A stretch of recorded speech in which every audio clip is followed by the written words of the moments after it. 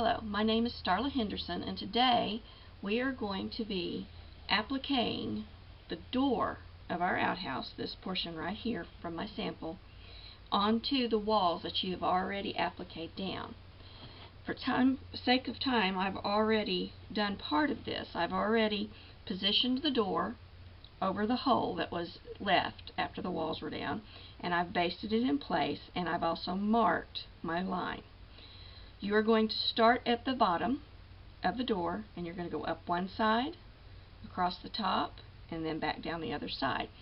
Again, for sake of time, I'm going to start closer to the top and show you how to turn this corner. But you will start down at the very bottom.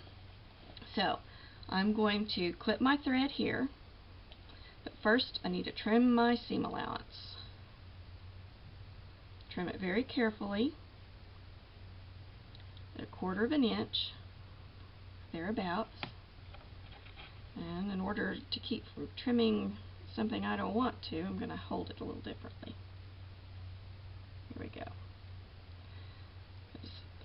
That's something you have to be careful of whenever you are doing this. So you want to trim your seam allowance first, and I usually trim kind of as I go because I'm a mom.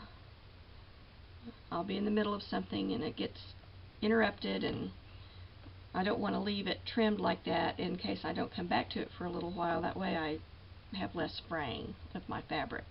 So trim your seam allowance, and then we're going to start doing the needle turn applique. And pull my basting stitches out a little ways.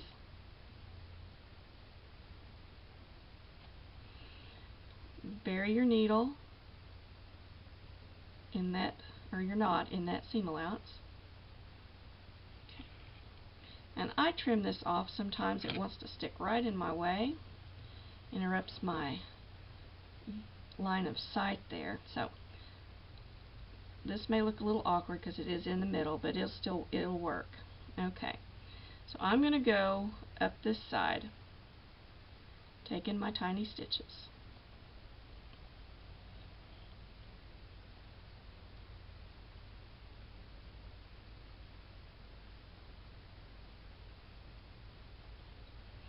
And as you approach that corner, because you're going to be turning a corner, this is kind of a soft corner though.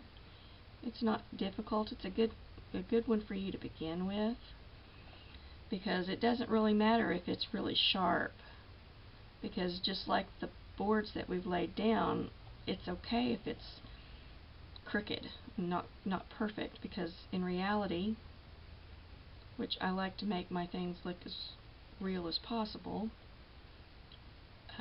it's not going to be perfect on an actual outhouse, especially if it's very old. Here we go. Right on going up. As you approach that corner,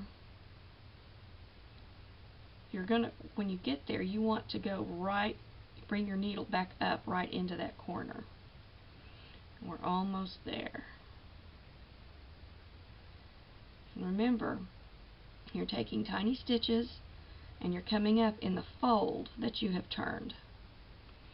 And I'm going to take 2 really tiny stitches so that I can come up where I want to. And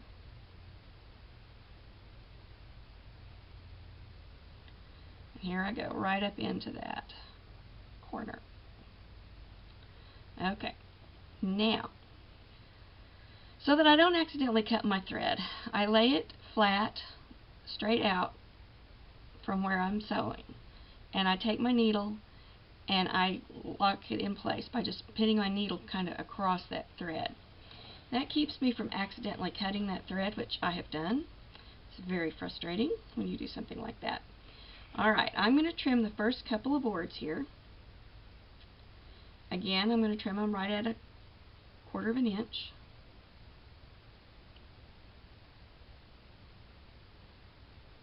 There we go. We're going to turn this. The way you turn any corner, again, your needle is your tool. I'm going to pull some of this basting out of the way. So you're going to take your needle, and right up here at the top of your seam allowance, you're going to insert your needle. It's what you're moving this with, just like when you're doing the needle turn before, and you kind of just swoop it around. This takes practice, and once you get it turned, once you learn this though, you don't even hardly think about it. And then you just tuck the rest of it in place along that line, and you have it turned. You're going to take a very tiny stitch, staying as close to that corner as you can, and if it goes under, I give a little tug on my thread and it'll pull that corner out before I take this stitch. Then I'm going to go right back under where stitch comes out, take a tiniest stitch as I can, and pull it through, and then pull it tight. There we go. And then you're just going to keep tucking, turning that piece as you go, and go right straight across the top. As you get to the next board, even though it's a different piece, you're just going to tuck it under just like you would any other, just like you have done all along with this, and just keep right on going across the top. But remember, you just go into that corner, take your needle into the top part of your seam allowance there, make sure it's not more than 1/4 of an inch, and it's just a flick of the wrist and you swoop it under. Hold it with your thumb, tuck the rest of that line down a little ways, and just keep right on going.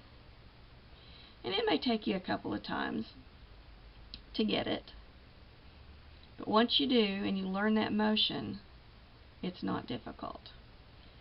Okay, and you're going to continue with this all the way across the top. You're going to have another corner here. You're going to do it just the same, trimming first all the way down, and then you're going to turn it just like we turned this one, and then you're going to come all the way back down. Okay. And that's how you turn a soft corner. And once you've done this, then on the next video, which is part 2, there's another link on my blog for that, I'm going to show you how to make the bias, the little 1/4 inch strips. These I did not make on a bias, but they're called bias strips. And that is what I used for the trim along the roof line and on the door for our outhouse. So this is Starla Henderson. This is part 1 of appliquing your outhouse door in place. Thank you. And we'll go on to the bias strips.